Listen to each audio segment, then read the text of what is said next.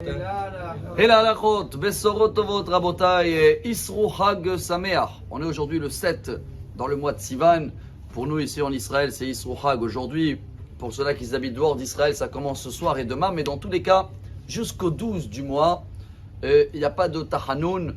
Même les Séfarades, ils ont cette coutume de même pas aller au cimetière, sauf dans le cas où il n'y a pas de risque de pleurer.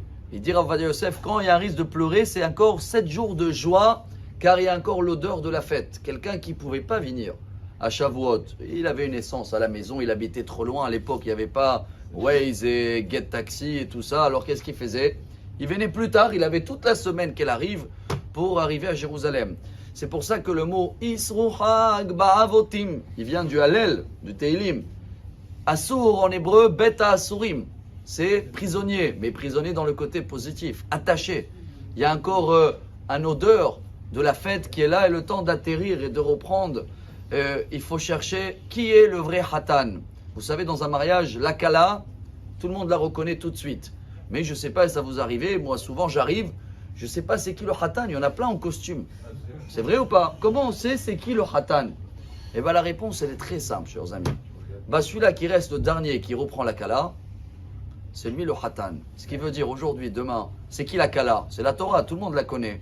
Mais c'est qui est attaché à la Torah? C'est qui a vécu les fêtes de Shavuot et qui va rester le Hatan? C'est ceux-là qu'on va les voir aujourd'hui, demain, qui sont là, ils s'investissent, ils font les cours, ils rajoutent un petit peu dans tout ce qu'on s'est engagé un peu quand même, dans la Shavuot. On était tellement bien qu'on a dit, tiens, c'est bien que je rajoute ici et là-bas. Alors pour vous donner aussi une petite raison en plus de quoi rajouter aujourd'hui, c'est la Iloula d'un très grand prophète, très connu, il s'appelait Hoshea ben Be'eri. Ça remonte à 2700 ans en arrière. C'était un des prophètes dans l'époque du roi Yotam, il y en a qui dit Ahaz. Il a écrit un livre, c'est le premier livre d'Ivrei Hayamim. Hoshea, la racine du mot, c'est Anna Hashem Hoshi'ana. Dieu aide-nous, réponds-nous.